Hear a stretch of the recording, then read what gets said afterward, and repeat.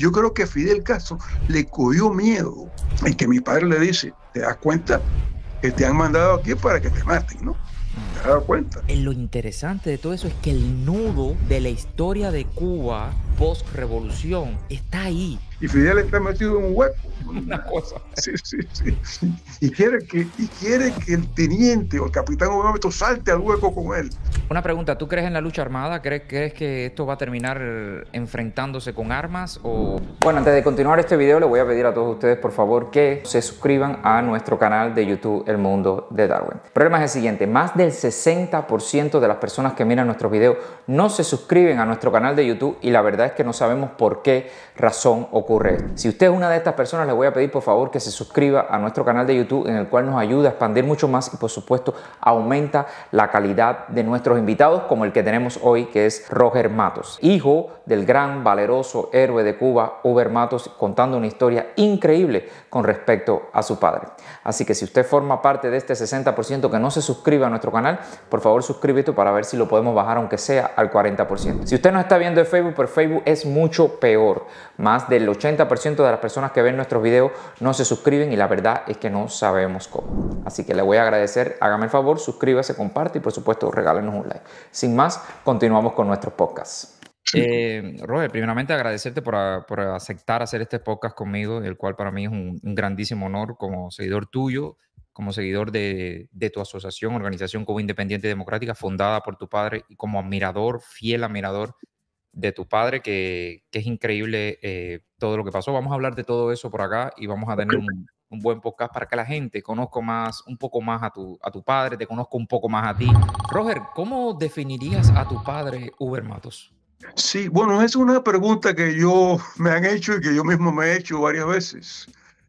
Porque mi padre fue un guerrillero, jefe guerrillero muy valiente, un líder en ese aspecto. Fue un comandante primero que renunció en una protesta cívica, fue un preso político plantado de 20 años, el primer plantado en realidad, en octubre de 1959, antes que se usara esa terminología. Pero si yo tuviera que definir a mi padre, diría que mi padre fue, primero que todo, por entrenamiento y por vocación, un maestro. Era maestro de escuela en su vida antes de ser un hombre famoso, y toda la vida fue su vocación de enseñar y de dar un buen ejemplo. Así que es un patriota, un guerrillero, un preso político, pero fundamentalmente fue un maestro. Y lo sigue siendo. ¿Tu papá era anticomunista? ¿Cómo no? Mi padre era anticomunista, pero un anticomunista convencido, porque como un hombre culto, conocedor de la historia, sabía lo que el comunismo había traído a los países donde había llegado, a la Europa, a Rusia y a otros lugares. Estaba muy consciente. La alarma que mi padre da en octubre de 1959 con su carta de renuncia es precisamente sobre el problema del comunismo, la infiltración comunista y la tragedia que eso iba a traerle al pueblo cubano. En su renuncia él dice que el pueblo cubano, en su apelación a Fidel Castro, y le dice, el pueblo cubano no se merece, este pueblo no se merece, con sus virtudes y sus defectos, no se merece lo que el comunismo les va a traer. Y lo que el comunismo va a traer es la desgracia que nosotros vemos, la hambruna, la pobreza, la desmoralización, la falta de valores, bueno, todo lo que tú y yo conocemos. Quiere decir que tu papá era un visionario, porque en ese tiempo nadie se imaginaba, en ese tiempo todo el mundo estaba para lo que sea Fidel, para lo que sea, viva la revolución, ahora sí vamos a ser todos iguales. Sin embargo, tu padre, con esos estudios de ser maestro, esa vocación y esa visión que pudo ver, él predijo desde ese momento lo que está ocurriendo ahora mismo dentro de la isla de Cuba, ¿verdad? Sí, tú estás hablando de visionario, y de que el fervor que había en el pueblo cubano, que estaba hipnotizado por un Mesías que era un farsante. Pero aparte de que una gran parte de los cubanos no creían que hubiera comunismo en realidad, sí recuerdo yo aquello de, si Fidel es comunista, que me pongan en la lista, ¿no? Una Una frase que decía. un eslogan que sacaron ellos para ir introduciendo de la forma hábil el concepto de, bueno, si había comunismo no importa. Mi padre, claro, estaba dentro de las filas de la revolución, estaba en la cúpula y podía ver lo que se estaba haciendo a espaldas del pueblo cubano, como se estaban reemplazando personas decentes, jóvenes revolucionarios, idealistas, con miembros del aparato comunista, el pequeño Partido Socialista Popular, se llamaba el Partido Comunista en Cuba, preparando, es una conjura, una traición, y él lo que quiso dar fue una alarma, una protesta cívica, una renuncia. Yo no voy a ser parte de esto y lo voy a denunciar aunque me cueste el fusilamiento, la cárcel, lo que me cueste. Cuando tu papá iba a renunciar, ¿qué es lo que quería hacer tu papá? ¿Volver a las escuelas, trabajar? ¿No quería hacer ningún activismo político? ¿Qué era lo que quería hacer él exactamente? Él quería volver a las escuelas. La revolución toma el poder el 1 de enero de 59. A los 6 meses, en julio, ya había tantas señales para los que estaban adentro de las filas, lo que podían ver, tantas señales de que el proceso iba mal y que había una traición, una conjura de parte de un traidor principal, que mi padre habló con él. Mi padre no fue el único, el más conocido, que hablaban con Fidel Castro. Hay que rectificar el rumbo, hay que decirle a los cubanos a dónde vamos y cómo vamos, qué es lo que queremos, y la preocupación con el asunto del comunismo. Mi padre en julio le presenta la primera renuncia a Fidel Castro. Si yo regreso a las escuelas, yo no quiero ser parte de esto. Fidel Castro utilizaba la cosa con mi padre y con otros. Esto es un asunto del Che Guevara y de Raúl, que están coqueteando con los comunistas. Yo necesito hombres como tú no tienes fe en mí. En Rusia habrá habido una revolución comunista, pero aquí va a haber una revolución humanista. Los comunistas no tienen ningún chance. Raúl y el Che están locos. Pero bueno, ese tipo de entretenimiento que duró con mi padre y con otros hombres y mujeres que se atrevieron a hablarle con franqueza, duró unos meses más, hasta que en octubre mi padre dijo, en términos del pueblo, así, hasta aquí ya, yo hasta aquí no llego, hasta aquí llegué yo. Una de las cosas que más me causó en este podcast fue ver al hijo de Hugo Matos, a Roger Matos, cómo decía algo que se refleja en el libro de Hugo Matos y cómo se podía ver y decir exactamente los valores que tenía Hugo Matos, que los llevaron a cumplir 20 años de prisión, y en el cual podemos ver exactamente cómo era tan importante para los cubanos de aquella época todos esos valores que actualmente se ha perdido, y recientemente con la 4ª edición de La Nación y la Emigración, que le importa un carajo toda la historia y todo el sufrimiento de nuestros presos políticos, de nuestros plantados y de nuestros héroes, que fueron traicionados por este Fidel Castro. Lo vemos diciendo para lo que sea Canel, para lo que sea Fidel, y bueno, y todo este descaro y toda esta manipulación que hemos visto una y otra vez. También ver en ese momento de la historia en el cual se ve cómo Hugo Matos podía haber cambiado la historia, cómo Hugo Matos podía haber hecho algo diferente, y la decisión que tomó, bueno, lo llevó a 20 años de prisión, nada más y nada menos que en las cárceles castristas. Y hace esta carta de renuncia hablando específicamente de la infiltración y la conjura comunista. Todavía hay que defender a Darwin. Era una apelación, una renuncia, pero también todavía había un poco de esperanza de que este hombre enderezara, se diera cuenta y dijera, no podemos hacerle esto a este pueblo. Pero, a ver, Fidel Castro, yo me imagino que eso lo tenía en mente, lo que estaba era engañando a todas las personas a su alrededor, estableciendo todas las bases, controlando todas las bases para poder mostrar su verdadera cara, ¿verdad?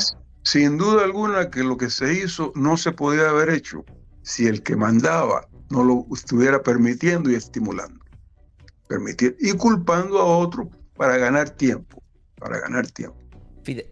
Fidel Castro decía de que Ubermato, bueno, de hecho lo acusaron por sedición, ¿verdad? Y Ujú. le ponen una condena, le imponen una condena de 20 años y bueno, según lo que pude leer y lo que he visto a través de la historia, era que Raúl Castro y Ernesto Che Guevara lo querían fusilar a él directamente y Fidel dijo que no y le dieron 20 años. ¿Es verdad eso o hay algo ahí que estoy entendiendo mal yo o me puedes rectificar, por favor?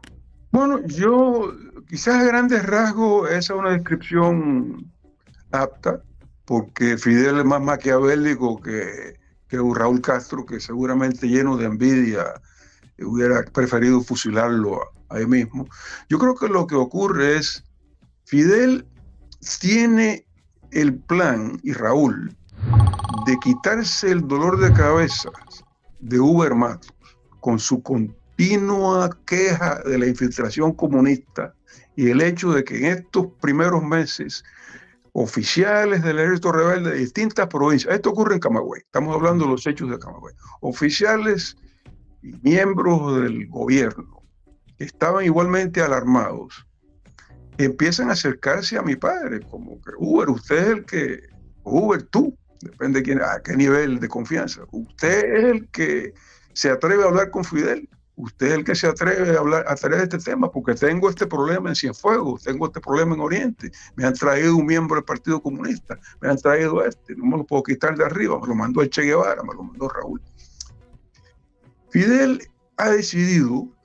Déjame interrumpirle un momento a ver si yo entiendo esta parte. Es decir, que personas que habían luchado en la sierra, héroes, comandantes, esto, le enviaban personas comunistas a controlar a este tipo de personas, como que tenían un rango por encima a la hora de dirigir. No, les infiltraban en su provincia o en su departamento o en su ministerio, le infiltraban un comunista para que empezara a orientar a la gente, a introducir propaganda y hacer un trabajo. La publicación del Ejército Rebelde de una revista llamada Verde Olivo la controlaron los comunistas con permiso obviamente de Fidel Castro. Cuando empieza a haber este tipo de quejas y de problemas, y Fidel Castro dice, yo no soy comunista, Uber, yo no soy comunista, tiene que ayudarme para frenar este tipo de cosas que está ocurriendo. Hay un momento en que obviamente Fidel decide, a este hay que eliminarlo, este va a renunciar, este va a dar un escándalo, este va a crear un problema en algún momento. La renuncia a mi padre es un problema para Fidel. Fidel decide eliminar a dos personas en ese momento. A Hugo Matos por su oposición política y a Camilo Cienfuegos por celos.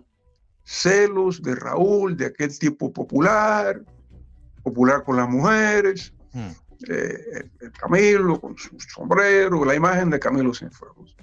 Y cuando mi padre cuando el comandante Urmato presenta su segunda renuncia, ya diciendo que es irrevocable por el problema del comunismo, mandan a quién, a Camilo a detenerlo. Vamos un momentico porque quiero entrar en esta parte de la historia que es fundamental.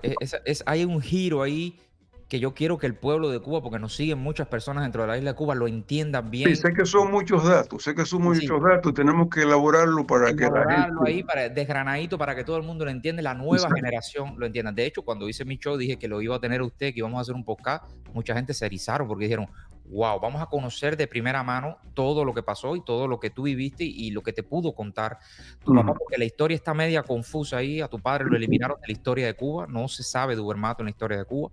No sale en ningún libro, excepto libros y fotografías que tenemos desde afuera, pero en los libros de la historia de Cuba, lo que le enseñan a los niños, Hugo Mato está desaparecido completo. Era como si no hubiera combatido. Sí.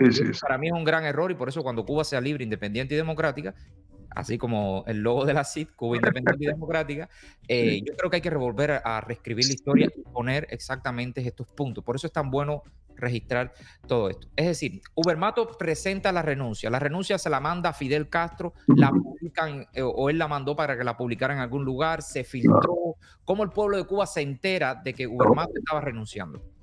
El 19 de octubre, mi padre, el comandante Hugo Mato, escribe una carta de renuncia y la manda con un teniente ayudante de él, un oficial, el oficial Carlos Álvarez, al que vaya a La Habana y se le entregue personalmente a Fidel. Esa entrega es el 20 de octubre. Se entrega la carta de renuncia, Fidel la lee y le escribe una nota que le envía con el mismo teniente Álvarez para Camagüey. No hay problema, te puede decir, la revolución te necesita, pero bueno, las puertas quedan abiertas, ese tipo de cosas. Eso es el 20 de octubre en la tarde que regresa a Camagüey la respuesta de Fidel Castro. Y el 21 de octubre por la madrugada hay un show armado en la radio con personas ubicadas ahí por Raúl y Fidel Castro. Vamos a decir Fidel Castro, Fidel y Raúl Castro. Diciéndole al pueblo cubano con una gran mentira, una algarabía, pero un escándalo en la radio, diciendo que hay una traición dirigida por el traidor Hugo Matus con un grupo de oficiales, 20 o 30 traidores igual que él, que están amotinados en el regimiento Agramonte en Camagüey, clavando un puñal en la espalda del pueblo cubano. Aquello era horas y horas de insultos y de ofensas. Y tu padre en verdad estaba en su casa, me imagino, ahí. En la casa donde estábamos nosotros, la familia. Claro. Escuchando aquello, mis recuerdos de ese día empiezan con esa radio tan violenta, en una ciudad militar, el regimiento de Agramonte, donde había más de 1000 hombres, o sea, una ciudad, es un cuartel de un edificio. Y esos hombres están siendo, junto con mi padre, insultados. Estamos hablando de muchachos, jóvenes, del ejército rebelde que venían, que no eran gente blanda, Darwin, eran gente con sus hormonas que le están llamando traidores, le están llamando hijos de perra, seguidores del traidor Hugo Matus, ahí horas y horas. No solamente estaban acusando a Hugo Matus, estaban acusando a todas las personas que estaban dentro de ese regimiento que no estaban haciendo nada. No estaban haciendo nada. Pero era un daño colateral que Fidel estaba aceptándolo. Bueno, esta gente lo aplastamos rápido. Obviamente provocando un hecho de sangre, provocando que la traición que no existía se pudiera disimular o crear o fabricar. Cuando aquel comandante agredido, acosado, insultado, injuriado, y justamente sus oficiales y los soldados, en algún momento saliera a callarle la boca a los que estaban en la radio, hacer algún tipo de acto de violencia, o lo que se pudo ver claramente, el que entrara allí a llevar a cabo el arresto no saliera vivo, no podría salir vivo, porque la provocación, Darwin, era grande, era sucia y era... ¿Te acuerdas cuántas horas hablaron? ¿Qué decían exactamente? Bueno, estamos hablando de 1959, es decir, una agresión porque yo quiero que la gente entienda también, ¿no? A lo mejor te decían algo, una palabra rebuscada y era una ofensa para ti, para los hombres de los años 50. Ahora lo dice a cualquiera, a lo mejor la gente es una bobería, pero en aquel tiempo era fuerte. A mí me llamaba la atención, y debe ser porque era 1959 y no 10 o 20 años después, claro, que se decía hijos de P, pero la P era perra. Y aquello era el fin del mundo. Aquello era, y se le decía traidores, y se le decía todo tipo de cobardes, y todo lo que se le puede decir a aquellos hombres, y en particular a mi padre. Y la cosa que se manejaba, están conjurados con Batista, están conjurados con el dictador Trujillo, el que era dictador en República Dominicana. Todo, con los enemigos de la revolución, traidores. El volumen era alto, eran 2 voces, 2 capitanes mandados por Fidel, Orestes Varela y Jorge Enrique Reboredo. Estos individuos, lo que uno se da cuenta, me di cuenta, que ya estaban ubicados en Camagüey meses antes, anticipando algo, anticipando una renuncia, anticipando una protesta. La renuncia, como es una renuncia cívica, pacífica, mi padre no usó las armas para... Lo pensó, yo sé que lo pensó, lo hemos conversado. ¿Lo pensó? Hay que matar a este hombre, tenemos que matar a este hombre ya para parar esta traición, pero si lo matamos, el pueblo cubano nos va... Un momento, déjame, porque esta parte es importante. ¿Tu padre Huber Matos pensó en algún momento de que había que liquidar a Fidel Castro? Entre su conversación con otros ministros, con el propio que era presidente, bueno, con varios ministros y varias personas preocupadas por la traición, los que podían ver la traición. Mi padre lo que quería era una renuncia en masa, una renuncia de 6 o 7 o 10 o 20 miembros del gobierno de primera fila, que dieran un aldabonazo, un aviso: estamos renunciando por oposición a esta conjura comunista, a esta traición que se está llevando a espaldas del pueblo cubano. Nadie se atrevía. Hablaban con él y le decían: Huber, tú tienes razón, pero nadie se atrevía a dar el paso. Y mi padre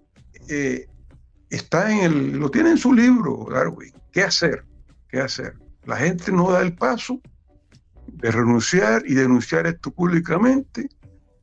¿Qué hacer? Lo matamos. Matar a este hombre. Y si se mata a este hombre, lo único que vamos a lograr es radicalizar el proceso. Raúl y el Che van a aprovecharse de eso para impulsar la traición, acelerarla. El pueblo cubano lo va a respaldar, porque hubiera visto el pueblo cubano aquello como el asesinato más sucio y más ambicioso. Lo hubieran convertido en un mártir. Sí, un mártir. Y no se hubiera logrado nada. En ese proceso él dice: mi único camino es renunciar y dar una voz, a ver si el pueblo escucha, a ver si la gente se da cuenta. Y las consecuencias, por las que sean. Y el pueblo no escuchó. Una parte del pueblo escuchó. Una parte en Camagüey y Oriente, las telefonistas y la gente contestaban el teléfono. Las telefonistas, estamos hablando de 1959. Las telefonistas contestaban con: Huber Matos no es traidor. Huber Matos no es traidor. ¿Cómo puedo ayudar? Huber Matos no es traidor. El ejército rebelde. A ver si entiendo el eslogan que están tratando de decir. Es decir, por ejemplo, alguien cogía el teléfono y en vez de decir buenos días, lo único que decían era: Huber Matos no es un traidor. Huber Matos no es traidor, buenos días, ¿qué quiere? ¿Qué desea? Mira tú, era como una forma de apoyar a Huber Matos. Sí. Wow.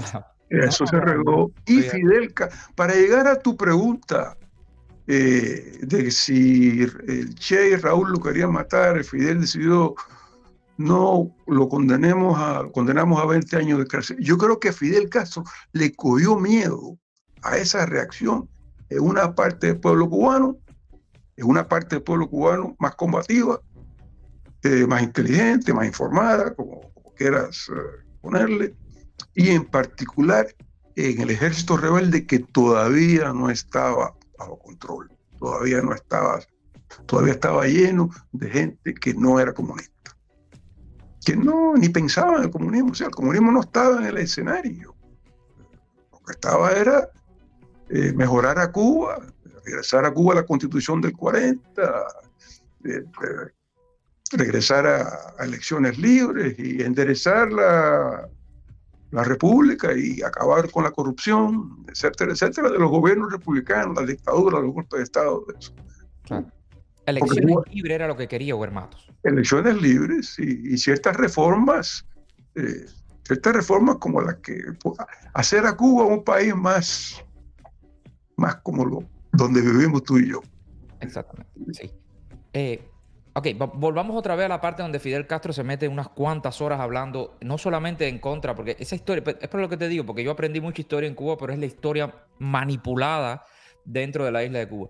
Fidel Castro se pone a hablar, todo eso lo aprendí después que yo salí de Cuba. En Cuba era imposible, yo no tenía internet, no tenía nada, era imposible saber esta historia. Lo aprendí después. Sé que Fidel Castro se pone a hablar por la radio mucho tiempo en contra de Huber Matos, pero también en contra de muchos militares que estaban ahí, que ya estaban escrispados, eran gente brava, gente fuerte, gente que su honor estaba por encima de todo, ¿sí?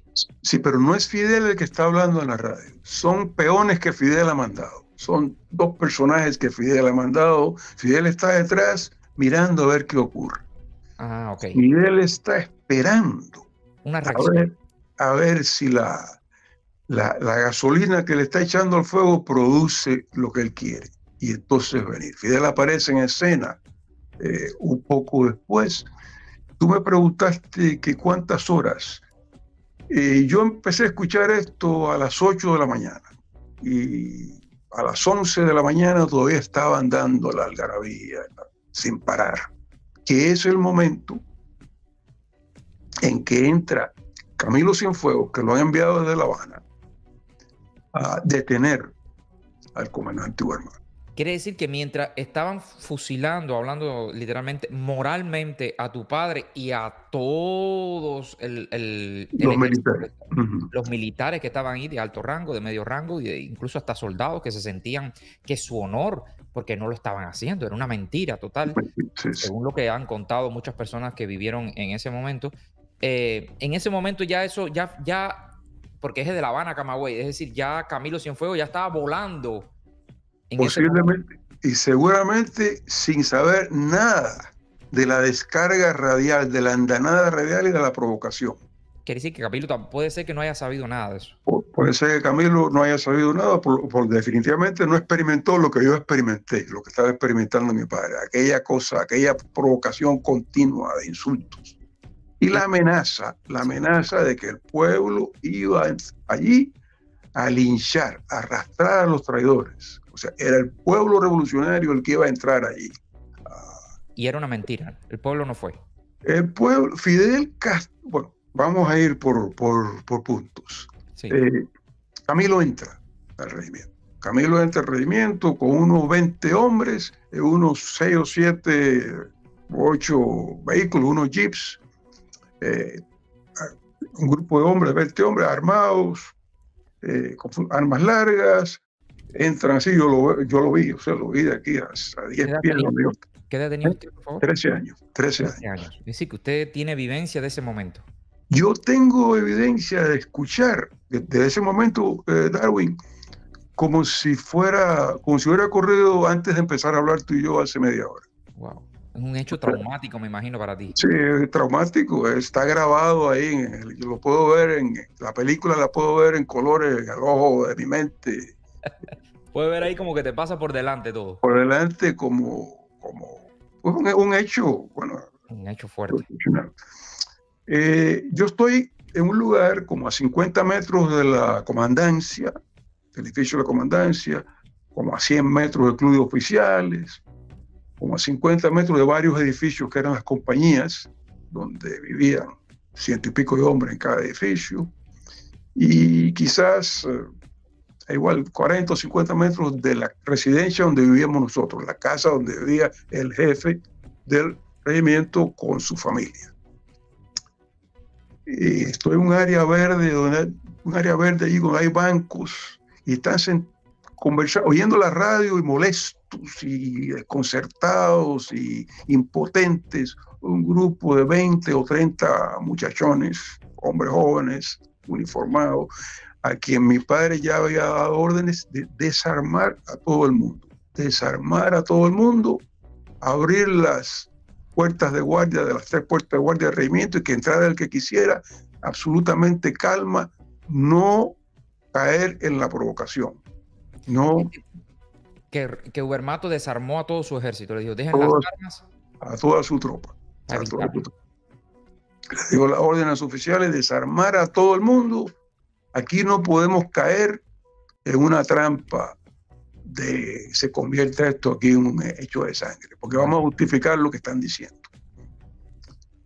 Ahí entra Camilo Cienfuegos, la forma que te digo, en esos vehículos, en esos jeeps, y la reacción de la tropa es de impotencia A mí me sorprende, Darwin, que no haya habido, con toda la disciplina y el respeto de la tropa de mi padre, que no haya habido alguien que le disparara en ese momento, con tantas horas de aguantar insultos y eso.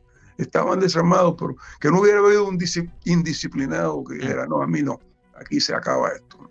La cosa es que no se cruza esa línea, no hay, gracias a Dios, pues no hay ese hecho de sangre. Y Camilo se dirige a la casa, yo salgo corriendo y llegamos juntos, Camilo, su gente y yo. Y ahí yo estuve poco tiempo más después de eso, ya me sacaron. Vinieron familia de Oriente a sacarme, está bien. Mi madre y mis hermanas se habían ido hacía rato, Mi hermano estaba en Santiago de Cuba estudiando en un colegio interno. Ahí yo veo el principio del encuentro entre Camilo y mi padre. Mi padre baja 2 o 3 pasos así por la escalera, el segundo piso. Camilo está subiendo. Uber, ¿qué pasa? Uber, ¿qué pasa? Eso le dice Camilo a Uber. Sí, sí. Y mi padre no responde, le está entregando sus armas. O respuesta yo no escucho, sino que le está entregando su M3, su pistola y otra arma más que tenía, como diciendo, yo estoy detenido, aquí está entregando mis armas. Y suben los dos a una conversación que me relata mi padre después, estando él en prisión, y después, 20 años después, conversamos mucho. Me relata mi padre que es una conversación que dura casi 1 hora, arriba entre ellos dos, en que mi padre le dice, ¿te das cuenta que te han mandado aquí para que te maten, no? ¿Te has dado cuenta? Y Camilo, sí, Uber, pero esto lo tenemos que resolver. Ya yo estoy contando cosas que no vi, estoy contando relatos de mi padre. De tu padre. De mi padre. Sí, Uber, pero esto lo vamos a resolver porque aquí no hay ninguna traición, aquí está una equivocación, Camilo llama a Fidel por teléfono. Fidel le cuelga el teléfono, vamos a decir así. Yo no sé lo que Fidel le dijo, pero Fidel le cuelga el teléfono después de hablar con Camilo. Camilo le llama para decirle, Fidel, aquí no está pasando nada de esto. Esto no es así. Aquí, ¿cómo vamos a resolver esto? Y Fidel, pues, corta esa comunicación. Al rato, a mí me sacan en este momento, Darwin. A mí me sacan en este momento. Familia que viene de Oriente a buscarme, a llevarme donde está mi madre con mis hermanas. Mi padre ha grabado, que yo la tengo aquí, en ese momento sus oficiales le traen, en esas horas de la mañana, cuando se ve el cambio de la respuesta de Fidel de anoche, se te puede decir, no hay problema, a esta cosa que está ocurriendo, 2 o 3 de sus oficiales, capitanes, le traen a mi padre una grabadora y le dicen, comandante, tiene que dejar un mensaje, porque están pensando que en pocas horas él no va a estar vivo. Ni van a estar quizás ellos. Tiene que dejar un mensaje a mi padre. Entonces, explica más, lee la carta de renuncia y hace un hombre valiente, ¿no? Valiente. Le dice a Fidel ahí que él no tiene... Tú sabes que yo no tengo miedo a caminar sereno frente al pelotón de fusilamiento. Pero esto y esto y esto. Y le hace una apelación a que no traicione al pueblo cubano. Que no traicione al pueblo cubano. Y esa grabación mi madre se la lleva. A mí, Darwin, no me encuentran. Por eso es que yo estoy allí, pues no me encuentran. Cuando mi madre se va con las 2 niñas. Tú estabas escondido. Yo andaba por el regimiento en bicicleta mirando el escenario, escuchando la radio y viendo aquella hecatombe que parecía aquel desastre. ¿Esa se logró publicar en la radio cubana? ¿O tiempo después se publicó? ¿Cómo? No, tiempo después, aquí en el exilio, los oficiales esos que se escaparon de la prisión, aquí llegaron a hacer un disco que yo lo tengo acá, donde está ese mensaje de él, que hay que, en sí, es su explicación al pueblo cubano, eso alegado. que en aquel momento no se escuchó. No lo escuchó nadie. Entonces, algún día lo voy a compartir. Voy a pasarlo a un USB stick y lo vamos a compartir. Hay que compartirlo, no, te lo digo de corazón. Hay que compartirlo porque hay que instruir. Y hay que explicar el contexto, el escenario. O sea, estamos todavía en octubre del 59. Fidel Castro no dice que es comunista hasta el 61. Dice, yo soy marxista-leninista, lo fui toda mi vida y no lo dije porque... no me lo hubieran permitido. No, claro que no se lo hubieran permitido. Él estaba sentando las bases, creo yo, para confabular la traición final, que fue lo que ocurrió tiempo después en el 61. Entonces, este hombre, mi padre, un hombre con cultura, con valor y seguro de lo que quería, es un obstáculo que Fidel no ha logrado convencer ni corromper. Ha tratado de corromperlo, ha tratado de agasajarlo, le ha prometido todo tipo de cargos en la cúpula del poder. Y y aquel maestro, ¿Qué le ofreció tu Fidel Castro a...? bueno, el Ministerio de Educación, el Ministerio de Relaciones Exteriores, deja la provincia y ven para La Habana, yo te necesito aquí. Eh, es una locura eso de regresar a la escuela, yo te necesito, ven para acá. Él lo elogiaba delante de los demás como Uber era especial, creando también envidias y problemas que utilizó después. Claro. Quiere decir que tu padre se hubiera seguido, es decir, no tuviera el honor. Por eso es que nosotros admiramos tanto a tu padre, porque sacrificó tanto, tanto, tanto, que ves otros generales que no hicieron lo mismo, por supuesto, y que han vivido enchufados ahí toda su vida, otros comandantes que han vivido toda su vida y sus hijos viven, son testaferros alrededor del mundo y por eso es que la historia tiene que recordarlo. Por eso es que yo quiero grabar todos estos momentos para tenerlo y que el pueblo de Cuba lo sepa. Lo más fácil y lo más fácil y lo menos peligroso era acomodarse, quedarte callado, acomodarte y disfrutar como disfrutaron la mayoría de ser parte de esa mafia, de esa cúpula privilegiada que no ha pasado de hambre ni necesidades y que se han ido muriendo ahí de viejitos. Pero en ese momento de escoger entre el camino fácil y el camino correcto, hay hombres, y mi padre es uno de ellos. No, No. Y lo que más me duele de todo esto es que el pueblo de Cuba, muchas personas no lo saben. Bueno, llegará el momento, como tú dijiste, de que se conozca, de que la historia de Cuba la tienen que estudiar las generaciones nuevas. Y yo creo que en Cuba, por lo que yo veo, hay mucha gente joven que no son torpes, que saben que aquí no me han dicho lo que pasó de verdad. Yo quiero saber. Hay mucho secretismo. Sí. Y yo creo que hay ansias, una parte de la población, de conocer qué ocurrió aquí, o cómo se desbarató este país de esta forma y qué fue lo que pasó de verdad. Y esa historia se tiene que conocer. Pero lo interesante de todo eso es que el nudo de la historia de Cuba post-revolución está ahí, en ese momento, en la traición de Fidel Castro a tu padre. Ahí es donde se define todo. ¿Quién era el traidor? Lo acusan de traidor. El traidor acusa de traidor al otro. Porque ahí, ¿tú crees y recuerda que íbamos a hacer esto como si fuera una conversación, ¿crees tú que si tu padre hubiera tomado una decisión diferente y hubiera dicho, ¿qué va? A mí no me van a coger aquí, voy a plantar mis armas, yo tengo el apoyo del ejército oriental casi seguro, la gente me sigue, la gente sabe como yo, Cuba se hubiera dividido en dos, hubiera empezado quizás otra guerra en contra del comunismo? ¿Crees tú que yo sé que es muy fácil hablar, imagínate tú la cantidad de años, muchos años después, ¿no? Es muy fácil hablar y aparte estaba su familia, no sabían cómo iba a reaccionar. Pero ¿crees tú que si tu padre hubiera tomado otra decisión y hubiera sido un poco más agresivo, qué es lo que hubiera pasado ahí exactamente? Tu padre nunca se preguntó eso en tu cabeza, porque vuelvo y repito, lo que yo puedo interpretar, el nudo está ahí. En ese momento se define todo. O casi todo se define en ese momento. Mira, yo creo que en ese momento no hubo más traición. Sí, yo creo que las decisiones que tienen que haber pasado por su mente y porque lo que hizo otra gente, que no los critico, hubo gente que no se plegó, pero se fueron del país.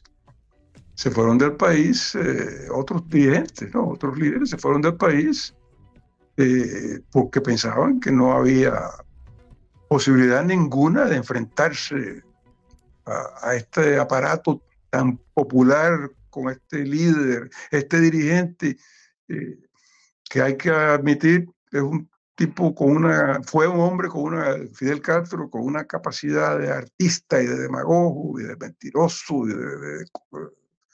bueno, lo que nos tocó a los cubanos, nos tocó a este tipo.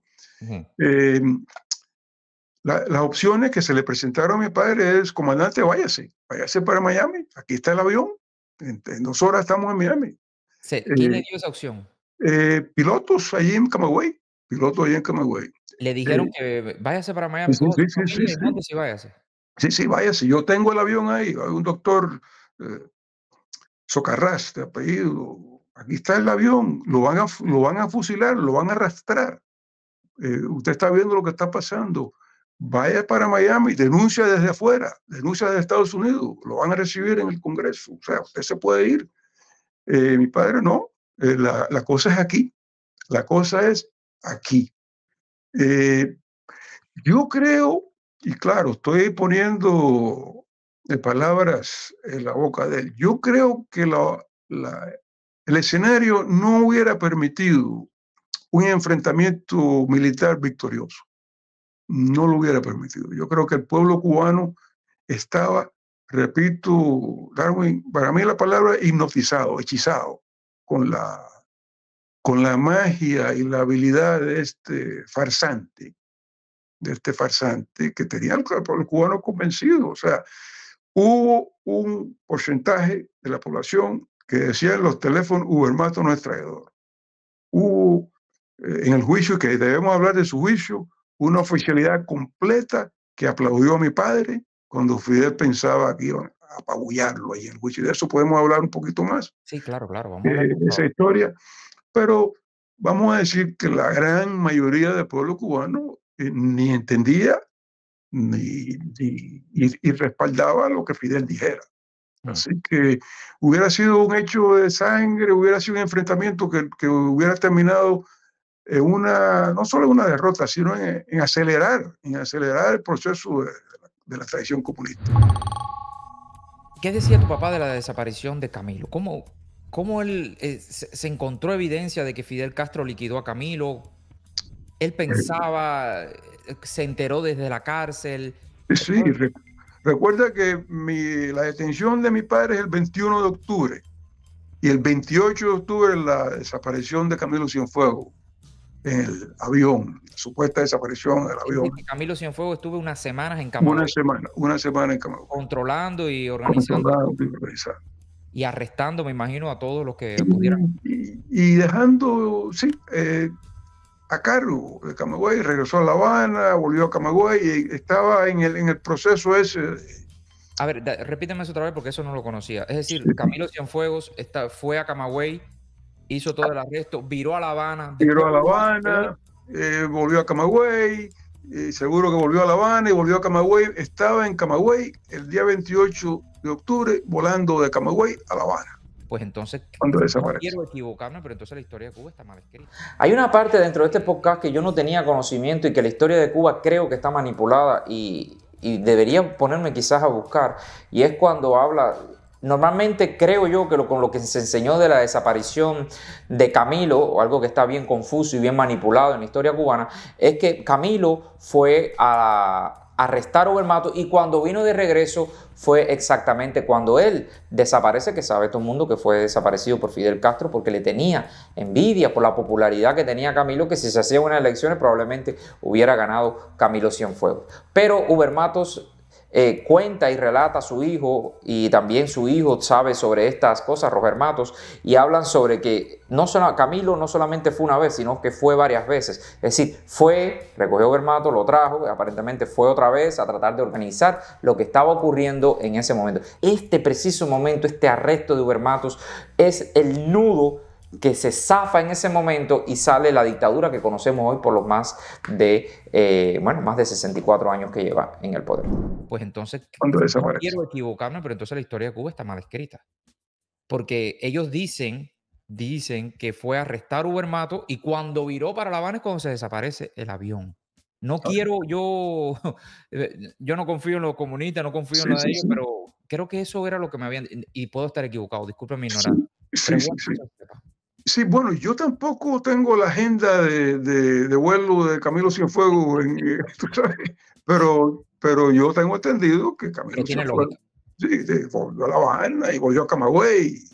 ¿no? ¿Y Por lo menos, quién llevó arrestado a Ubermato a La Habana? Fue él mismo, obviamente de Camilo Cienfuegos. y fue el mismo día. Sí, sí, y al mismo día. Claro. Eh, iba a decir, eh, para que quedemos claros aquí, por pintar la imagen, ¿no? Pintar la imagen, describir la realidad. Fidel Castro, yo estoy convencido, y esto lo conversé con mi padre muchas veces y él lo aceptaba, sí, sí, obviamente, se dio cuenta en ese momento.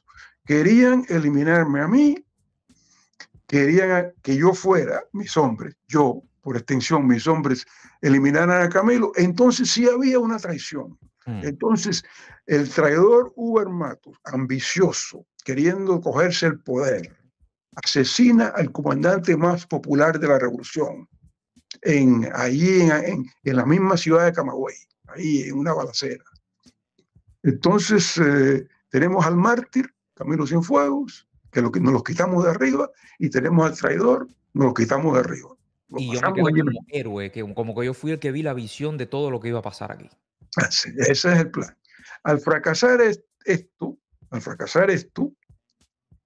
el plan B es a Hubert Matus lo desbaratamos en el juicio, y lo desbaratamos y lo desmoralizamos y lo destruimos en la prisión. Y Camilo, bueno, a Camilo hay que salirse de él. Y hay muchas teorías de cómo fue, pero obviamente no duró más que una semana. Duró más que una semana. Y ellos han mentido y han dicho mentiras de todo tipo, depende de quién les pregunte. Hace años, estando mi padre en prisión, fue una delegación de Amnistía Internacional de Europa a Cuba a preguntar por el preso político Hubert Matus, que llevaba 14 o 15 años en prisión. Okay. Y nosotros lo sabíamos porque estábamos comunicando desde New Jersey, mi madre y yo, mi familia, dándole información y datos a estos ingleses y suecos que iban a una delegación, que la recibieron los más altos niveles, y como es natural, los más altos niveles incluía Fidel Castro. Y preguntaron, se atrevieron a preguntar por Hubert Matus. Cuando regresan a Inglaterra, nos mandan esta carta que dice, no sabíamos esto, imagínate, nos salieron con que a Hubert Matus no se le podía dar libertad porque Hubert Matus era responsable de la muerte de Camilo Cienfuegos en Camagüey. O sea, los hombres de Hubert Matus habían asesinado a Camilo Cienfuegos en Camagüey. Ese es el régimen cubano. Los que dicen que se cayó de un avión, se les salió ahí la cosa freudiana, yo creo, de lo que querían hacer. Pero cómo es que lo más interesante de esto es cómo mienten. Le mienten a todo el mundo, y tú le dices, y lo más lindo de todo es que esas instituciones se sabe, se le prueba, se investiga, se le da una investigación completa. Mira, te mintieron, y vuelven otra vez ahí para que le vuelvan a mentir. Se quedaron callados, le responden a la familia de Hubert Matus, no sabíamos esto. Sí, como diciendo, oye, nos ocultaron esta información ustedes. Esta información, sí, su padre es un prisionero de conciencia, pero su padre mató a Camilo Cienfuegos, a un comandante muy conocido, Camilo Cienfuegos. Mira tú, este es el régimen. Son unos mentirosos, le vamos a creer directamente a esta gente, ¿eh? Sí, es la ingenuidad. Entonces, para seguir el hilo aquí, y quiero llegar a este punto. Desaparecen a Camilo, hay el juicio que es en diciembre creo que es, en La Habana. Y del mismo año. El mismo año, sí. Okay. El mismo año. Rápido, fue todo muy rápido. Pues sí, el juicio es 14, 15, 16, 17 de diciembre, son como así 4 o 5 días, no tengo la fecha exacta, pero es así. Ellos llenan el juicio, Fidel Castro va a ser el acusador, el testigo principal, tiene ahí a su grupito de comandantes, fiscales, etcétera, etcétera, pero él va a ser, él y Raúl van a dirigir el proceso, y son los acusadores principales. Llenan el teatro del campamento militar de Colombia, que ya le habían puesto ciudad militar de nombre, llenan el teatro de 1.500 o 1.600, más de 1.000 oficiales de la Marina, de la Fuerza Aérea y del Ejército, para que vean, para darle un escarmiento, para que vean lo que le ocurre a un traidor que se atreva a cuestionar al máximo líder. Es decir, era un juicio público. En aquel tiempo se utilizaban mucho estos juicios públicos en el cual ponían a las personas batistianos, incluso yo creo que tu padre fue el primero que le hicieron este tipo de juicios. Bueno, este juicio no puede entrar el público. Lo que traen ellos, el público que traen es la oficialidad de las Fuerzas Armadas. Los militares. Es para darle un escarmiento a los militares. Para que ustedes vean lo que pasa. Algo parecido a lo que hizo Hitler en Alemania con los militares que atentaron contra su vida. Para que ustedes vean, para que el Estado Mayor y los oficiales vean lo que ocurre.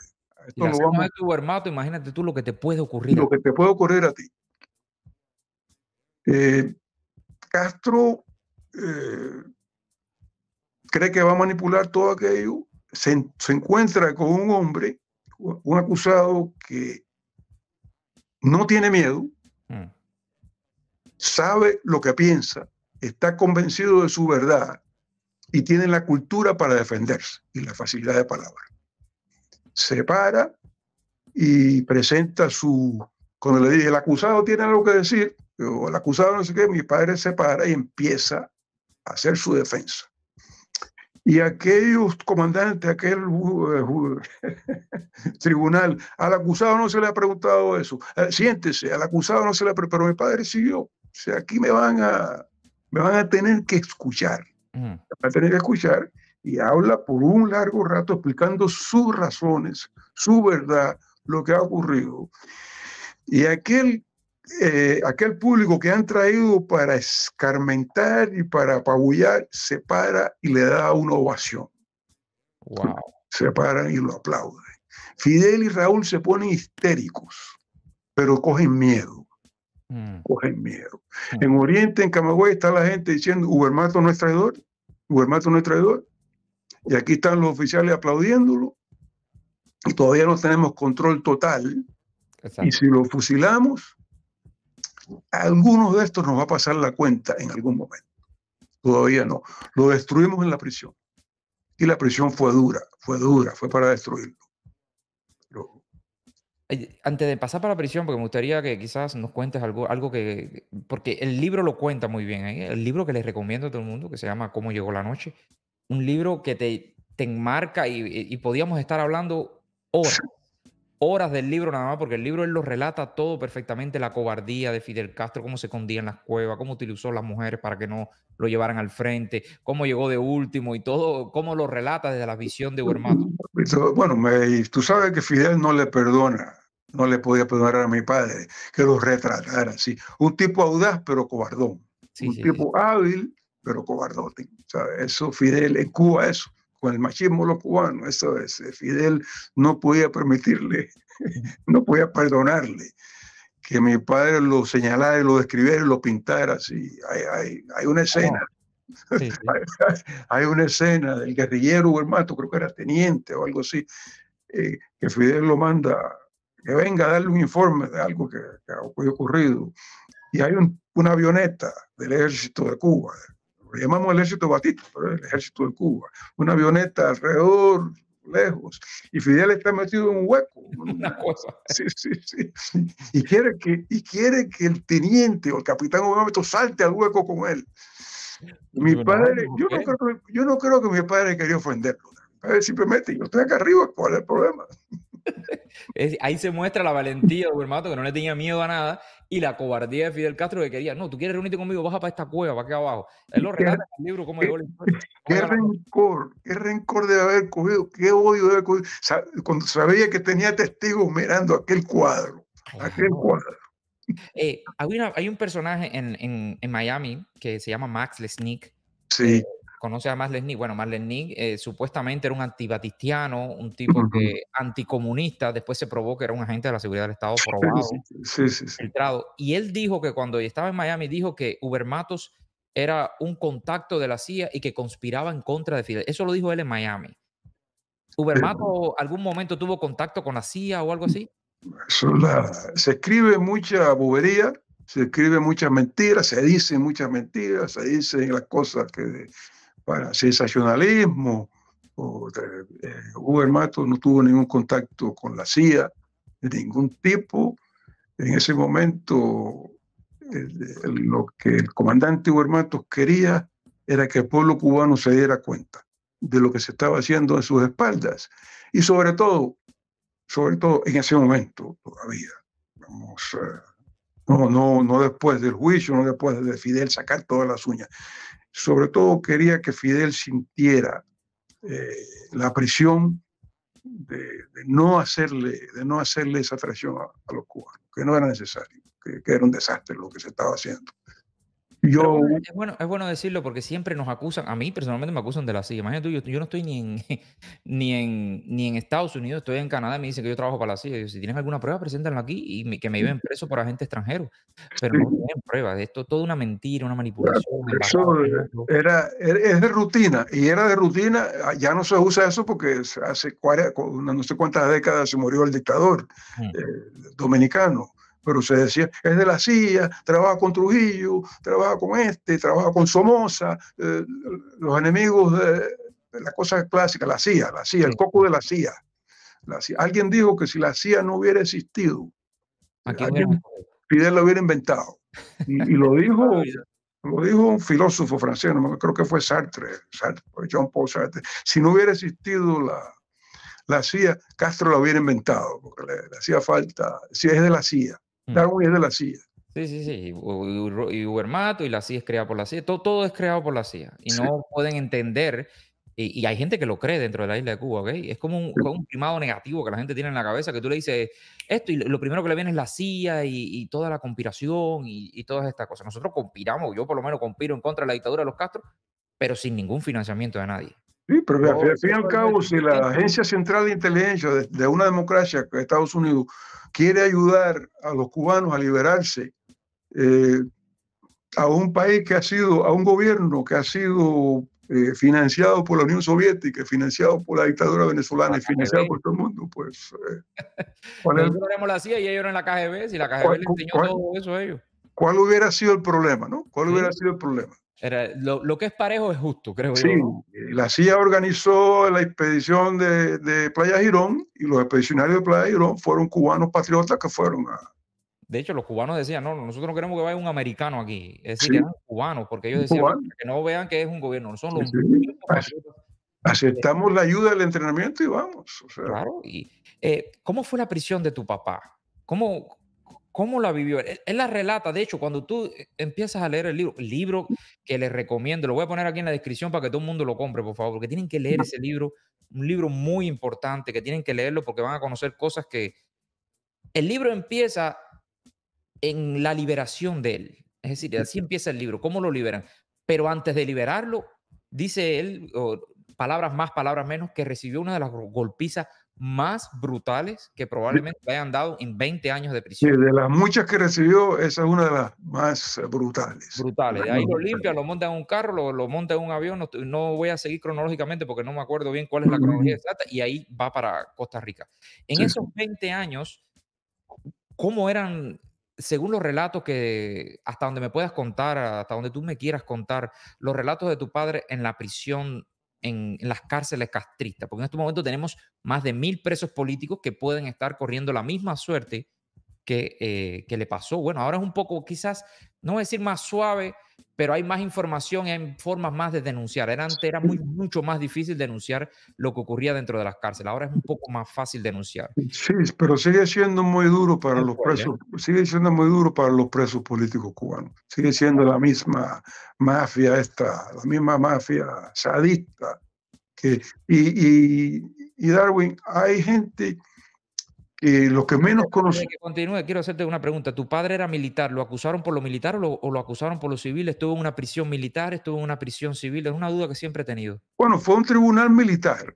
Fue un tribunal Ajá. militar, pero estuvo preso político por traidor, como han estado todos los demás presos políticos. O Es sea, una era prisión común. ellos tenían eso dividido en el presidio de los comunes y el presidio de los políticos, ¿no? Él Ajá. estuvo siempre como preso político. Pero no en una Sí. prisión militar. No, no, no es una prisión militar como donde puede haber militares Militares ahora. No, no, no, no. Era Es una una prisión común. común, de una prisión, un presidio político, donde estaban los otros presos políticos. No era una prisión para oficiales Sí. solamente, si eso es lo que me estás preguntando. Sí, sí, porque siempre me ha cabido la duda si estaba en una prisión normal o en una No, prisión no, no, militar. no es Porque una había prisión de militares. las Fuerzas Armadas, no es una No. prisión era el aparato ese tan grande, la red esa de prisiones, Isla de Pino, El Morro, La Cabaña, El Príncipe, Guanajay, ahí donde, en esos lugares donde estuvo él, dominado del ¿Cómo este. fueron esos 20 años? ¿Cómo lo Bueno, relata él? ¿Cómo? sí, es curioso. podía decir simplemente que fue extremadamente dura con la intención de romperlo psicológicamente, lo que nunca lograron, y creo que se darían cuenta a los 10 o 12 o 15 años, esta piedra es muy dura. Pero hay varias etapas. La primera etapa. También ver las torturas que sufrió Bermatos y que sufren todos nuestros presos políticos, que por alguna X razón no se denuncia con la fuerza, con la profundidad que desearíamos todos que estuvieran haciendo. Somos más de 3 millones de cubanos fuera de la isla y no le damos la potencia que pudiéramos tener, el impacto social que pudiéramos tener. Por miedo a la dictadura, por cobardía o por lo que sea, hay muchas personas que deciden no hablar de nuestros presos políticos que en estos momentos están cumpliendo en las mazmorras cubanas, y podemos ver en esta parte del podcast cómo relata exactamente la parte de las torturas, cómo relata exactamente muchas cosas que me parece sumamente interesante que todos la escuchemos, porque además de aprender historia conoceremos el testimonio real de primera mano de lo que ocurrió ahí.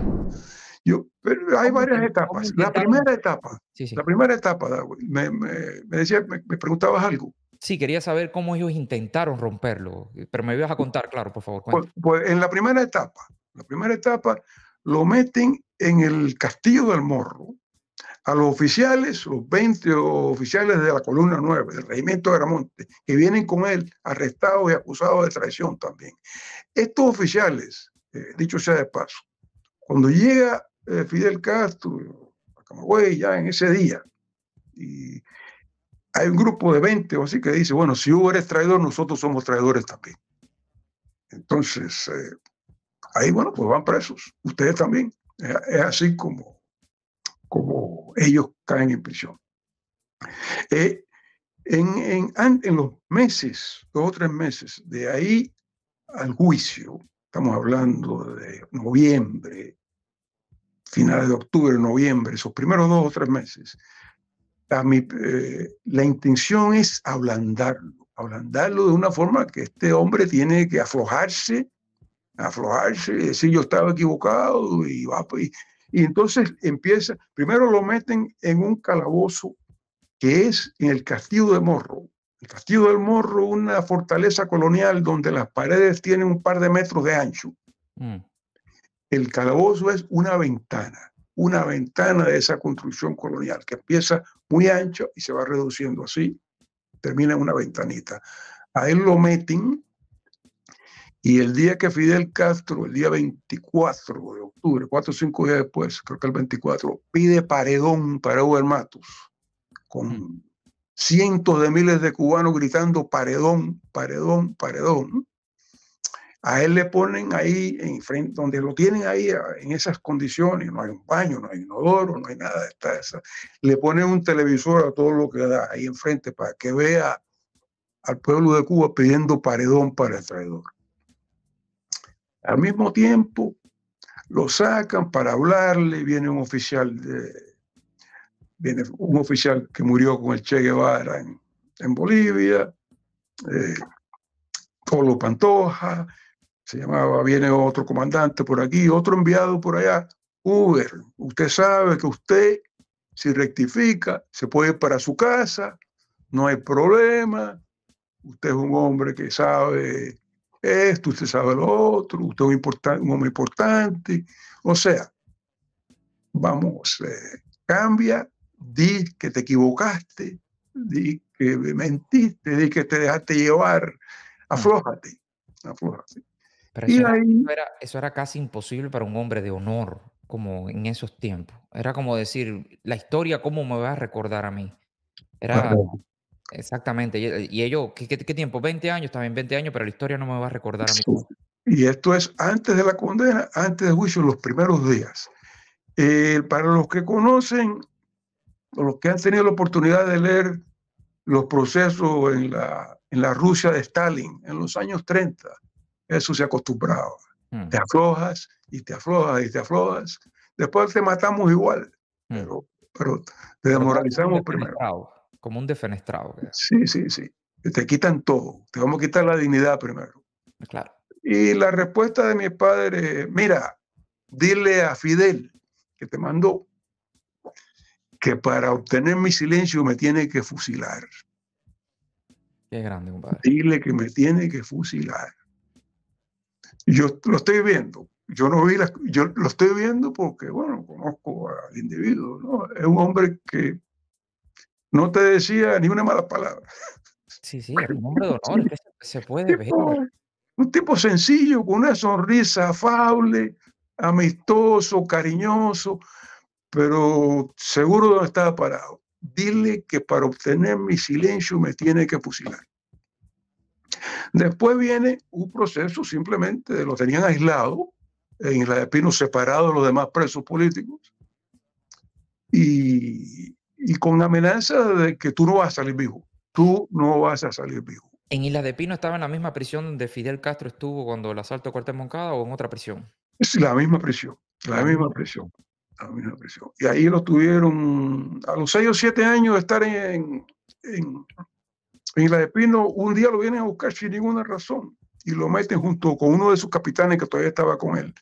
Lo meten en una caja de concreto donde no se podía parar. O sea, una caja de concreto con un bombillito, con un hueco en una esquina, con una plancha, con una tapiada de esas. Y ahí lo tuvieron un año completo. ¿Un año? Un año completo. En un lugar donde él no se podía parar. Donde había un bombillito amarillito, una esquina, 2 hombres metidos ahí. Dios todopoderoso. ¿La razón para trasladarlo ahí un año? No había. Simplemente, Darwin, aflojarte. Que en un momento tú digas qué tengo que hacer, qué tengo que decir, qué tengo que declarar para que termine esto. Y este hombre con esta ecuanimidad aguantó ahí el plato de comida que se abre en la puertecita del cerro y te tiran eso ahí, lo aguantó hasta el día que lo vinieron a sacar. Y lo vinieron a sacar y uno lo dice muy fácil. No, eso te iba a decir. Uno dice eso fácil, pero imagínate tú estar sentado sin poder casi que pararte, me imagino, sin poder estirarte, siquiera, sin poder ver, me imagino, la luz del sol, sin poder leer. Cuando digo que no se podía parar, no se podía parar totalmente. O sea, un lugar, si tendría 5'9" de estatura, a lo mejor el lugar era de 5'7". Sí, así. Tú estás tropezando. No, era muy pequeño, es decir, estirar los pies, eso crea atrofiedades, me imagino. No puedes ver la luz del día cuando sales. Sin noticias, sin saber qué es lo que está ocurriendo afuera, sin saber de tu familia, me imagino. Sí. Y creo que cuando una vez al día le abrían la puerta, registro, número del prisionero. Él no contestaba. Ya yo lo sabía, sí. No, que número, ni número. Ese tipo de cosas, huelgas de hambre, tuvo una huelga de hambre, él y 2 presos más, que está bien descrita en el libro, él y el capitán rebelde Nerín Sánchez, que se unió a él. Mi padre, en marzo del 68, creo que es, dice, no, o me tratan con dignidad, porque querían que se pusieran el uniforme de los presos comunes, o me dejan de faltar respeto, o me muero aquí mismo ya. Y se declaró una huelga de hambre que duró meses, hasta agosto, de marzo hasta agosto. Se le unen dos presos que vienen y dicen, nos unimos a ti, nos vamos contigo. Son capitán rebelde, Nerín Sánchez, y un líder obrero, Lauro Blanco, y aguantan la huelga hasta que en agosto los alimentan a la fuerza y lo que salen son, tú has visto las imágenes de los campos de concentración. Cadáveres, sí, casi salen huesos. Sí. Y a las 2 semanas de estar de regreso a la vida, vivo de casualidad, miles de presos en la cabaña se lanzan en una huelga de hambre en protesta. Y estos tres se unen. Otra vez. Sabiendo que les costaba la vida. Gracias a Dios, esa huelga duró solamente 2 semanas. El régimen aceptó lo que los presos estaban pidiendo y terminó. Si no, no salen con vida.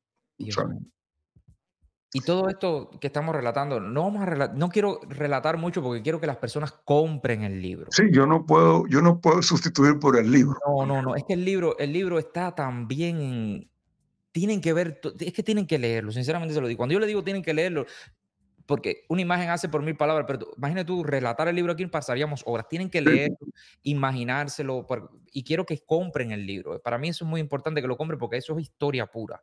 El libro y bien escrito y bien, es decir, en tercera persona, cómo él lo vivió, todo tienen que verlo ahí esto mismo. Si te has fijado, sin odio, ¿eh? Sin odio. Sí, no, ni Tranquilo. rencor. No hay nada, no hay un lenguaje, no hay una mala palabra, no hay un... No hay es así como pasó así, pasó así, pero todo pasó así. pausado, y te va llevando por esa historia y tú diciendo, wow, pero como En la entereza eso, que hay que tener, y, para soportar todo eso. y su optimismo, es un hombre que te digo, era un hombre de una sonrisa suave, siempre dispuesto a una pequeña broma, tranquilo, seguro de sí mismo, y él no iba a permitir que su alma la envenenaran esta gente. O sea, él salió y vivió 30 años más en libertad, salió en pesquerías con nosotros, con sus nietos, disfrutó, escribió su libro, dijo su verdad, y hasta el último minuto de su vida estuvo luchando por Cuba, ¿no? Y en la cama, en el hospital donde falleció, yo estuve con él en ese momento, lo llamaron de Cuba, un grupo de gente del CID de Holguín, y le cantaron el himno nacional. Wow. Y aquel hombre que sabía que quedaban pocas horas, dice, la lucha continúa, y todavía lleno de optimismo. De optimismo. Uber, ¿cómo fue ese reencuentro con tu padre después de 20 años sin verlo? ¿Cómo fue en el aeropuerto ahí de Costa Rica? En el aeropuerto de Costa Rica, Según cuenta en el libro, ¿eh? Yo estoy hablando lo que leí en el libro. ¿Cómo fue ese reencuentro? Cuando lo viste, no lo conocías, me imagino, casi 13 Bueno, años, y empezaste a conocer a los 33, tenías 33 sí, años. tenía 33, sí, claro que lo conocí. Lo que vi del avión, el avión que venía, un avión de Cubana de Aviación, una vez más. Había toda la colonia cubana de Costa Rica. El gobierno de Costa Rica es el que manda al hijo del presidente de Costa Rica, el presidente Carazo, manda a su hijo en una misión oficial a La Habana, a regresar de Cuba con el preso Hugo Matos, que termina su condena el 21 de octubre. Nosotros venimos en misión de llevarnos a Hugo Matos. Es decir, que Hugo Matos cumplió a rajatabla la sentencia completa. Hasta el último momento. A la última hora, y recibió una paliza a la última hora, a la última hora. Minuto. Bueno, tienen que leer el libro para que ustedes vean que así es como empieza el libro. Y para soltárselo a los costarricenses, para entregárselo a los costarricenses, aquellos mafiosos del G2, del aparato Fidel Castro atrás, es la amenaza hasta el último momento. Y el vuelo no permiten que se vaya en el avión que envía a Costa Rica. El gobierno de Venezuela, que era una democracia en aquel momento, había también mandado un avión con una delegación, que eso lo ignoraron también. Y aunque les entregan a mi padre, después de varias horas de la prisión, a una casa de seguridad en La Habana, todo ese tipo de cosas que hacen ellos, tratando que no supiera el pueblo habanero dónde tenían el preso, porque había gente que se estaba acercando a recibirlo, lo movieron de aquí, lo movieron de allá. Cuando por fin se lo entregan a los costarricenses, casa donde están. Y el vuelo debe llegar a Costa Rica a las 7 de la noche, a las 8 de la noche. Yo estoy allí, mi familia está allí, está el presidente de Costa Rica, está el expresidente de Costa Rica, Figueres, está con otra gente, está la prensa, está el New York Times, está todo el mundo. Pero está la colonia cubana, que es lo que es importante. Hay miles de cubanos esperando en aquel aeropuerto. De Costa Rica. De Costa Rica, esperando la llegada de mi padre. Y de La Habana demoran la salida. Y demoran la salida, pues llegó a las 2 de la madrugada. Para que no hubiera nadie. Para que no hubiera nadie. Pero la gente se quedó. Los cubanos se quedaron. Los cubanos se quedaron hasta las 2 de la mañana. Y el vuelo que viene es un Ilyushin de la Fuerza Aérea, un Ilyushin de Cubana de Aviación, un avión ruso, con otros presos políticos, mi familia, mi abuelo Rogelio, y, y hubo varios personajes armados, o sea, intimidándote hasta el último minuto, hasta el último minuto. Y No dices, se me, te tiro para adentro otra vez y te monto en el avión y me lo sí, llevo. no se me olvida lo cobardes que son, lo cobardes que son. Te voy a contar una anécdota, una anécdota. Se bajan dos personajes de estos, primero, ¿no? Y un policía de esquina, por decirle así, un policía costarricense ahí, le dice, aquí no puede estar con armas, no está en Cuba. Y él dijo, no, aquí no puede estar con armas, coño, o va preso. Y tuvieron que subir al avión otra vez. Y tú le ves la cara, son valientes en Cuba.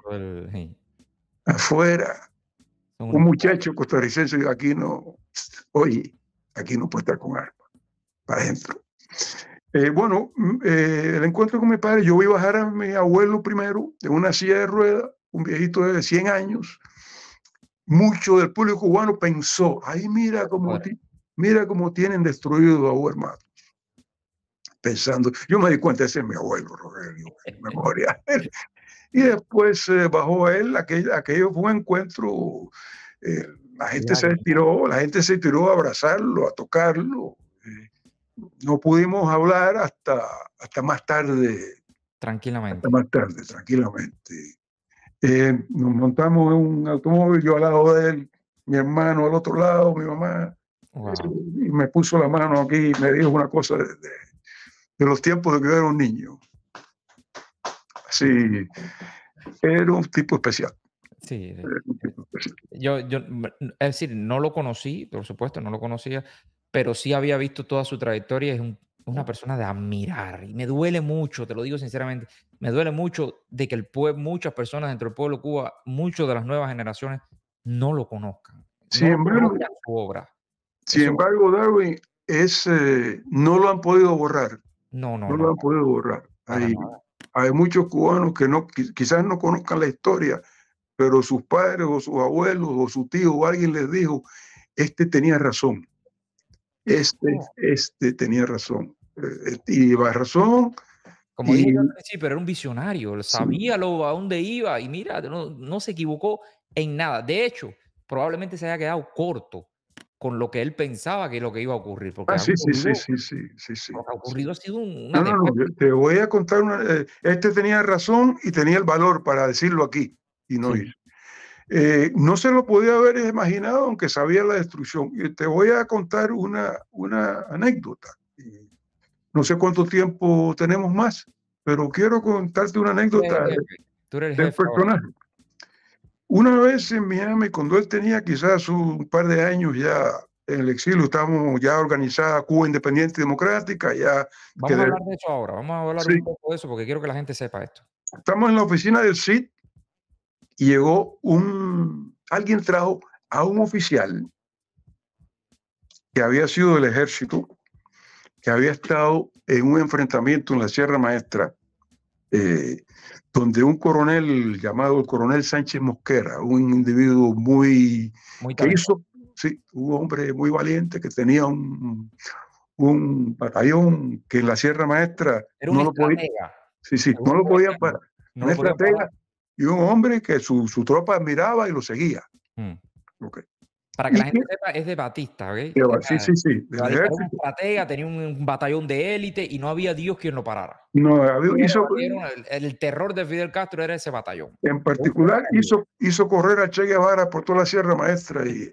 Entonces, hay una ofensiva de primavera en que el ejército manda miles de hombres a acabar con la guerrilla. Y para ir en breve, es el capitán, no era comandante todavía, el capitán Hugo Hermato quien detiene a Sánchez Mosquera a 1,5 kilómetros del campamento, ya donde estaba Fidel Castro, el campamento de La Plata. Es el capitán Hugo Hermato en una minoría yo diría que quizás de 6-1, de 7-1. Que claro, la ventaja de la guerrilla siempre sobre el ejército, la guerrilla embosca, pero hace la emboscada. Pero le cuesta un montón de muertos y sale Sánchez Mosquera herido y después de 30 días de enfrentamiento allí se retira Sánchez Mosquera. Bueno, Volvemos a Miami, 1982. Entra este individuo que yo no sé si había sido sargento o teniente o algo en la tropa de Sánchez Mosquera, un hombre mayor, casi parecido a mi padre, y llega a felicitarlo y lo felicita. No sé quién lo había traído. Yo estoy sentado al lado de mi padre mirando este cuadro. Y el hombre le dice, usted sí es un valiente. Y otras palabras que empiezan con C, que tú sabes de nuestro vocabulario. Usted sí nos derrotó allí, usted, y le vuelve a halagar sobre el valor y el heroísmo y la audacia de aquel capitán guerrillero que los había derrotado a ellos. Y ahora los dos están acá en el exilio. Y mi padre le sonríe y le dice, sí, compatriota. Pero casi no le habla. Mi padre le sonríe y lo trata pero no dice nada. No cuenta las hazañas ni nada. Pasa un rato más y el hombre se va. Y yo le digo, viejo, ¿qué pasa? Este hombre ha venido a elogiarte, a halagarte, a tocarte.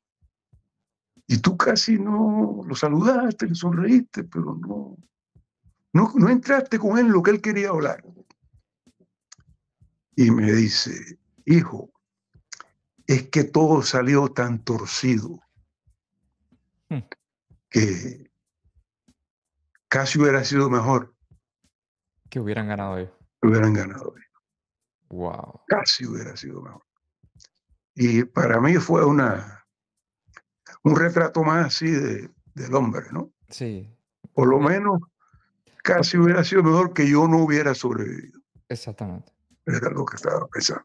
Sí, porque para el que no lo sepa, la Revolución Cubana, es que tienen que leer el libro, la Revolución Cubana casi que se salva por el avión lleno de armas que trajo tu padre de Costa Rica, que se estrellaron ahí porque no había dónde aterrizar y se estrellaron prácticamente. Y digo, bueno, me voy a morir, pero al menos van a llegar las armas. Fíjate tú la convicción que tenía tu padre. Por eso y por detener a Sánchez Mosquera ahí en ese momento, que ellos nunca han hablado, en la historia, como tú dices, ellos no hablan de eso, hablan de otra cosa.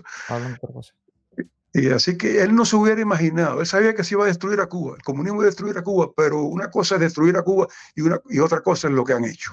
Eso va más para allá de Tu padre funda la CID, Cuba Independiente y Democrática, que tiene mucha fuerza acá en Montreal, muchachos valientes, por acá tenemos a Víctor, Almeida, a Máximo, son personas que están compenetrados completamente en esta lucha anticastrista. ¿Qué tipo de lucha quería hacer tu padre en contra de la dictadura de los Castro? Yo sé que hay muchas células dentro de Cuba en el cual hacen mucho trabajo allá adentro, que es fundamental y muy importante, y que muchas personas no lo conocen porque, bueno, usted sabe, la dinámica de las redes sociales es bien complicada, pero se está trabajando muy fuerte dentro de la isla de Cuba.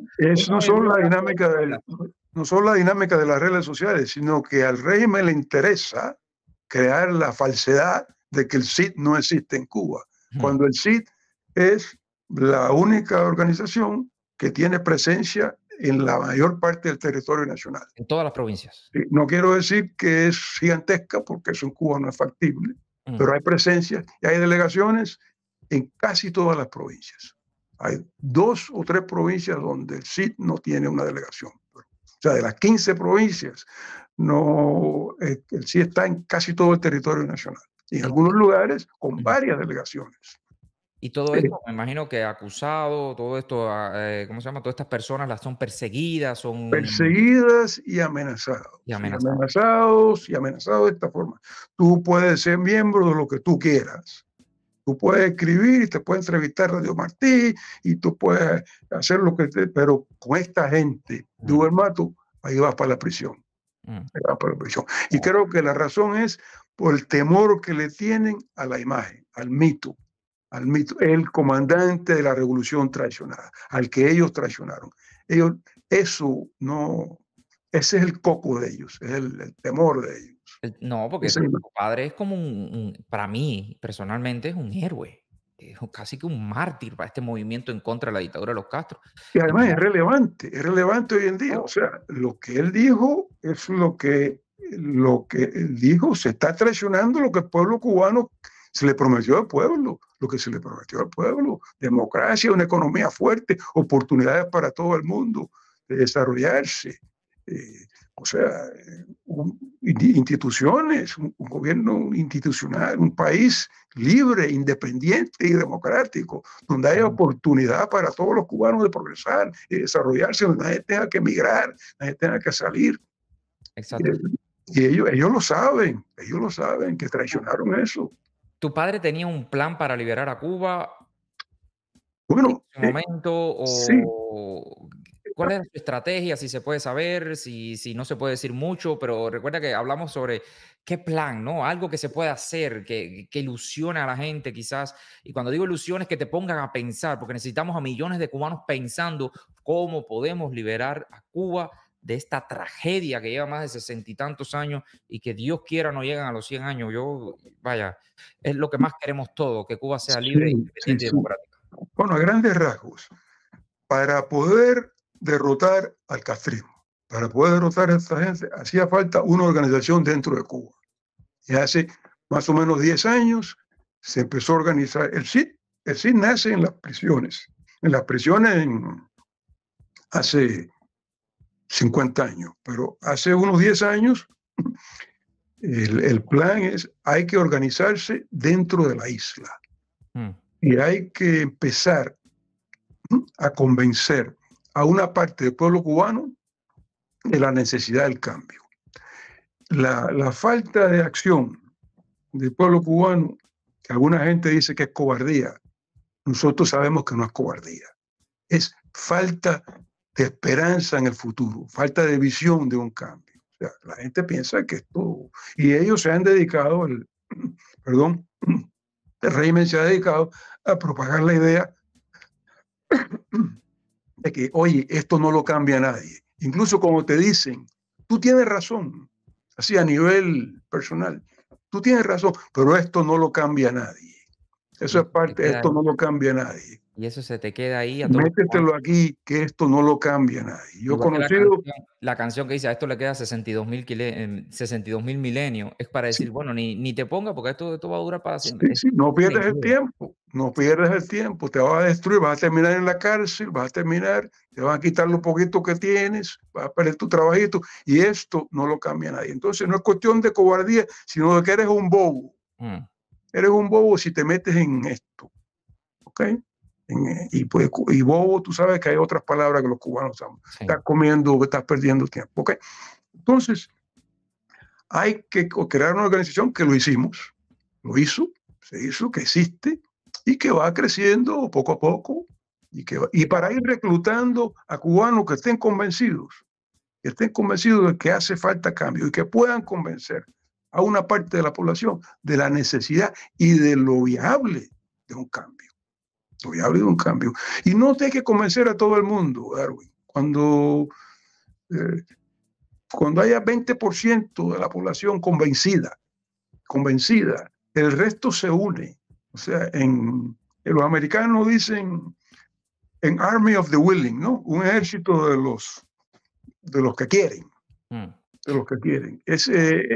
Cuando haya suficientes cubanos convencidos del cambio y con el desastre que ellos tienen, la desmoralización que tienen, en algún momento va a venir la necesidad, o llamarle así, de que se forme una Junta de Salvación Nacional, vamos a llamarle ese nombre, en que militares que no tienen las manos llenas de sangre, gente de la oposición en Cuba y gente como nosotros del exilio, y cuando digo como nosotros, todos los representantes del exilio,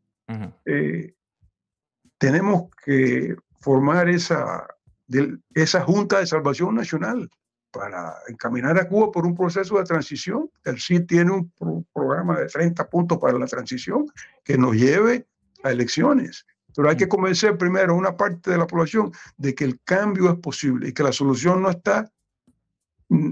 Primero, que es falso eso, que esto no lo cambia nadie. Y segundo, que no van a venir los americanos a liberarte ni nadie. Tenemos que ser los cubanos todos. Que se puede hacer. Una pregunta, ¿tú crees en la lucha armada? ¿Crees que esto va a terminar enfrentándose con armas o crees que puede ser pacíficamente o que el pueblo cubano salga a las calles a protestar?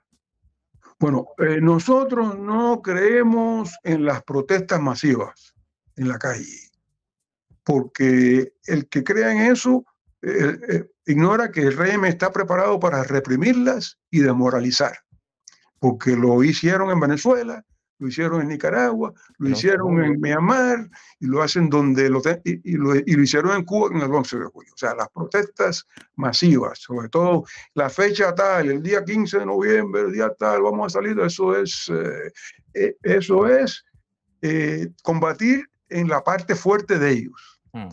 Darles a ellos la oportunidad de desmoralizarte y de coger gente y meterle 20 años, 10 años de cárcel y demostrar que esto no lo cambia nadie. En conclusión, cuando haya suficiente parte de la población con voluntad de cambio, se darán las condiciones. Parte de nuestra estrategia, que no nos gusta mencionarlo mucho, pero lo vamos a mencionar, no nos gusta mencionarlo, lo que tú quieras, es no tener el líder indispensable.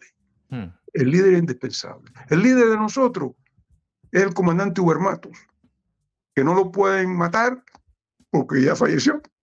No lo pueden corromper por la misma razón y porque era incorrompible y porque su mensaje sigue siendo válido y sigue siendo relevante. Entonces, el CID tiene cuadros con capacidad, pero no está el individuo que lo pueden meter preso, uno solo y se acaba todo, lo pueden matar, como Osvaldo Payá, y se acaba todo. Lo pueden corromper, y no como lo han hecho con otros, lo pueden fabricar, lo pueden promover para todo tipo de ese tipo de cosas. Lo entendimos desde el principio, eso no se puede hacer contra un enemigo tan maligno, tan audaz, que lo controla todo, tan siniestro. Es una maquinaria. La maquinaria es muy difícil. Es muy difícil. No que los Castro, es muy difícil derrotar un sistema comunista. Un sistema totalitario que lo controla todo. No, y que lleva mucho tiempo perfeccionando. Y que lo único que saben, o sea, han destruido el país, no saben gobernar, no saben dirigir, no son gobernantes. Están ocupando el país como una tropa de ocupación. Y ocupar, saben controlar. Entonces, no tener el líder indispensable por ahora, sino tener cuadros así, en vez de ser vertical, horizontal. Horizontal en vez de vertical, trabajar para convencer a una masa crítica del pueblo cubano de la importancia y de lo real de traer el cambio.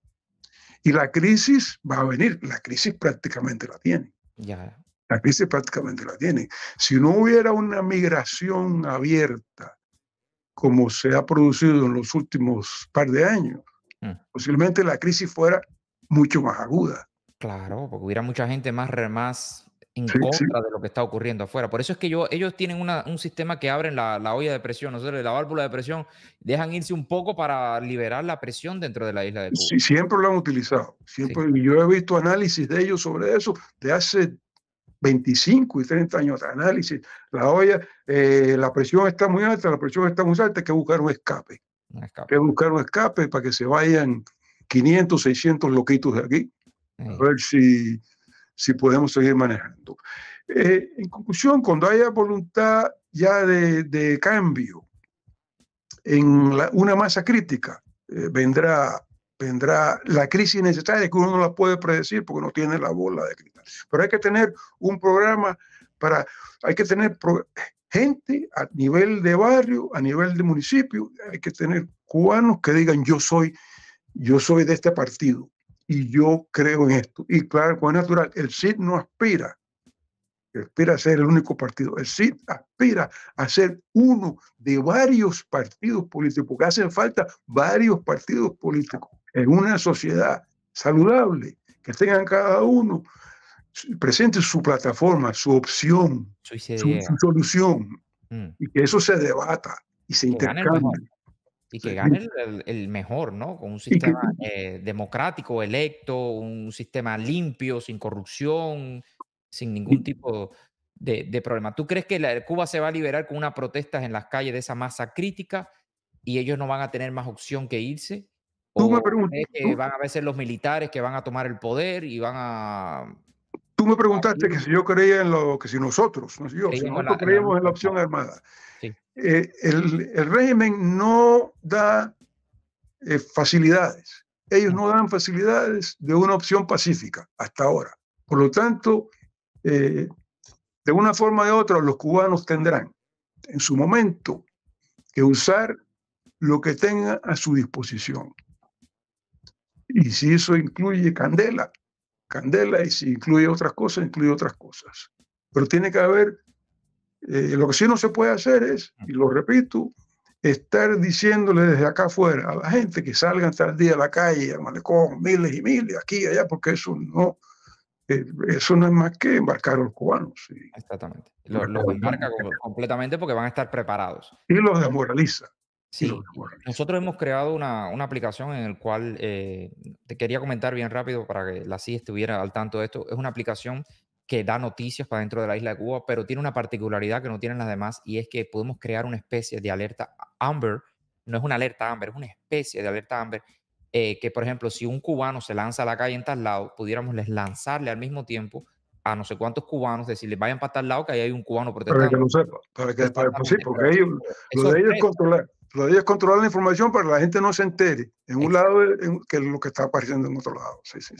Muy bien, me gustaría conocer más sobre eso. Sobre eso, un proyecto que tenemos y que en este momento tenemos casi 3.000 cubanos que están listos ya anónimamente, porque yo no sé quiénes, no sabemos quiénes son, y eso lo hacemos, como mismo dijiste tú, para proteger a estos cubanos que están listos, pero no saben quiénes son. Ni yo lo sé, ni ellos lo saben tampoco. Sí, ni entre ellos tienen que saberlo, ¿no? Exactamente. Oye, Uber, Roger, te quiero agradecer grandemente por darme esta posibilidad de hablar contigo. Pudiéramos hablar horas, sentarnos aquí a hablar más, pero tenemos compromisos, tenemos cosas, y la verdad es que ojalá que no sea la última vez que podamos conversar. Yo tengo que volver a Canadá, espero que nos podamos ver en persona y conversar un rato, y yo estoy a la disposición. Tenemos un boletín que distribuimos en Cuba, la Nueva República, que te voy a mandar copias, a menos que tú lo recibas. No sé si lo recibes. No, yo no creo que lo reciba. Y si lo recibo, lo voy a mandar para que lo publiquen en mi periódico, que se llama así, Conectados Today, y darle impulso a la CID, porque es una organización que lleva tiempo, tiene madurez, tiene conocimiento, tiene células dentro de Cuba, y yo creo que eso es muy importante. Las personas pueden seguir a la CID, está en Facebook, ¿no? Y está en YouTube, es decir, está en todas las redes sociales. Síganos. Sí. Ahí ven el logo, la CID, lo pueden ver así mismo es el logo, CID Cuba Independiente y Democrática. Sí, cubacid.com, ahí estamos. Bueno, Darwin, un placer conversar contigo y hablamos otro día. El placer es mío. Ahí está, señoras y señores, Roger Matos, el hijo del gran héroe para mí, Uber Matos, que algún día va a ocupar en la historia de Cuba el lugar que él se merece. Y un abrazo cubano para todos los hermanos que te ven y te escuchan en la isla. Gracias, hermano. Gracias, muchísimas gracias, de verdad. Bueno, espero que les haya gustado este podcast que hicimos con el gran Roger. Me parece un podcast magnífico, me parece algo maravilloso conocer un poco de la historia, limpiar la historia cubana de todas las raíces. Si te gustó esto, por favor suscríbete a nuestro canal, regálanos un like, compártelo para que todo el mundo pueda conocer de primera mano todo lo que hemos hecho en contra de la dictadura de los Castros, y nos vemos en otro programa. Chao.